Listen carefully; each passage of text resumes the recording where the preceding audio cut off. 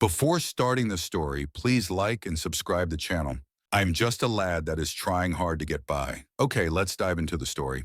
On May 24th, 1970, the Soviet Union embarked on an ambitious project known as the Kola Super Deep Borehole. Though it has long been abandoned, the hole still exists today, plunging nearly 40,000 feet into the Earth's crust. The borehole, famous for the extreme depths it reached, is not the only instance of Russia digging deeper than anyone should have dared. Scattered across the desolate Russian wilderness are several unprotected holes, remnants of other, lesser-known projects. A year ago, I made the biggest mistake of my life. I ventured down one of these forgotten holes. My journey began when my work as a geologist took me to a remote Russian fishing village in the heart of Siberia. The village, with a population of no more than 200 people, was a secluded, tight-knit community, mostly made up of fishermen and hunters. It wasn't my first time finding myself in strange situations due to my line of work. As a geologist with a background in search and rescue operations back in the United States, I was no stranger to remote and dangerous locations. However, this assignment was different. Something felt off from the moment I arrived. My Russian was barely passable, and communication was challenging, with only 2 villagers speaking rudimentary English. Yet in spite of the language barrier, I found the locals to be some of the friendliest people I had ever met, especially when a bottle of vodka was shared. Among them, I grew particularly close to the village's only police officer, Vadim, who spoke enough English to hold a basic conversation. Vadim's main duty was escorting the occasional drunkard home after a night of heavy drinking, but he often joined in the revelry himself, quickly becoming a close friend in this strange and isolated place. For months we lived in this bubble, cut off from the rest of the world, enjoying the simplicity and peculiarities of life in this Siberian outpost. But everything changed in the 9th month of our stay. A 7-year-old girl named Daria, the daughter of one of the local fishermen, went missing. She had been playing with her friends near an old abandoned building, a relic from the Soviet era that was believed to be a decommissioned missile silo. The structure had been sealed off and forgotten for almost 40 years, yet the children loved to play around the site.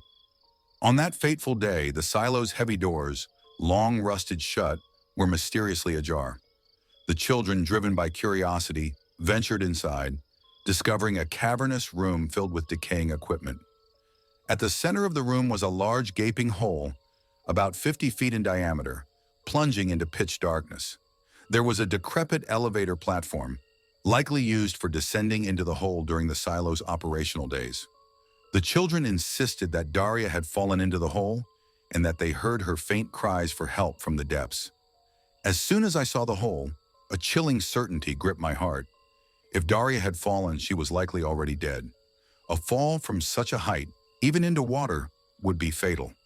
But the children's insistence that they had heard her voice gave her mother a desperate glimmer of hope, and a frantic rescue operation was quickly organized. Vadim, ever the pragmatic man, took charge, though he knew as well as I did that this was likely a recovery mission, not a rescue. Given my experience in search and rescue, Vadim asked if I would assist.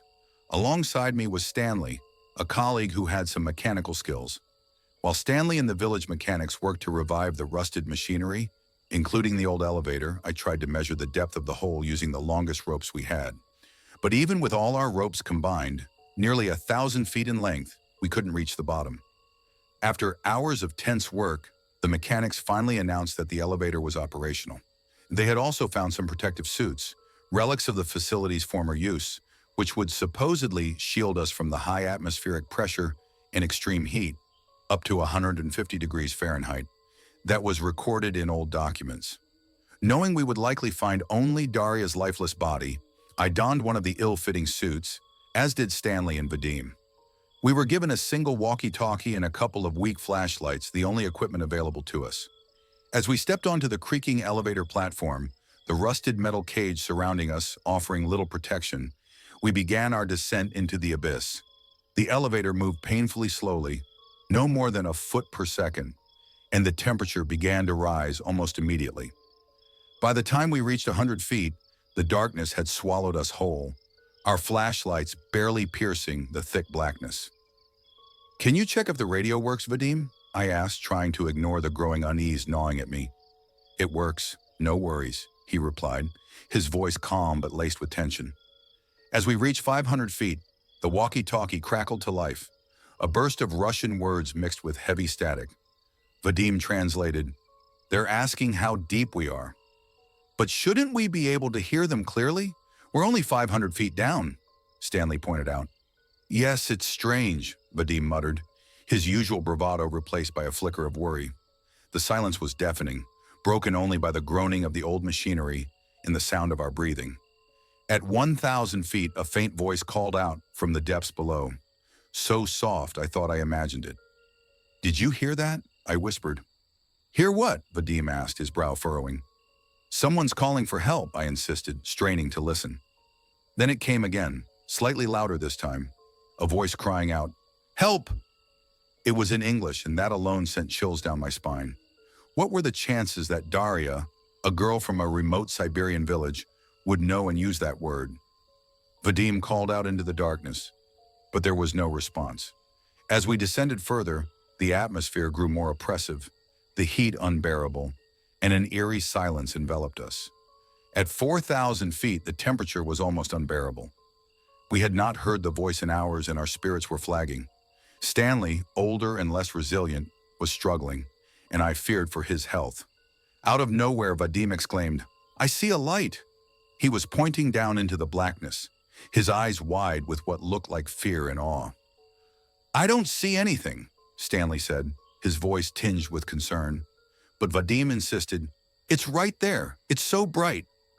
His behavior was becoming erratic, and I started to worry that the heat and pressure were getting to him.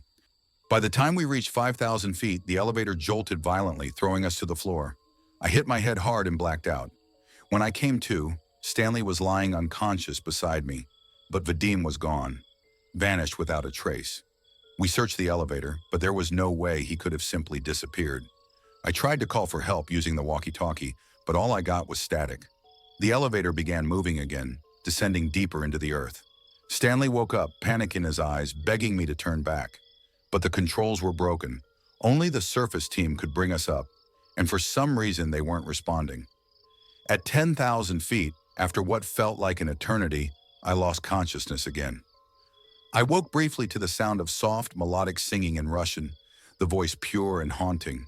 A warm light appeared in the distance, growing closer, and for a moment, I felt an overwhelming sense of peace. I called out to Stanley, but he was gone, vanished just like Vadim. The light engulfed me, and everything went black. When I awoke, I was in a hospital over a week later. I had been found in the middle of the Siberian wilderness by hunters, with no identification and no memory of how I got there. When I tried to explain what had happened, no one believed me. The village I had lived in for nearly a year didn't exist on any map. The authorities claimed no such borehole existed, and my colleagues were unreachable, their phone numbers either disconnected or belonging to strangers. After an exhaustive investigation, I was finally allowed to return to the United States. But when I got home, I discovered that everything had changed. My house had been owned by someone else for over a decade, and even the world around me seemed different. Geography, history, everything was off, as if I had returned to a reality that wasn't my own. It took me months to come to terms with the horrifying truth. I no longer belonged to this world. The hole I had descended into had taken more than just my friends. It had taken my very existence and left me stranded in a reality that wasn't mine.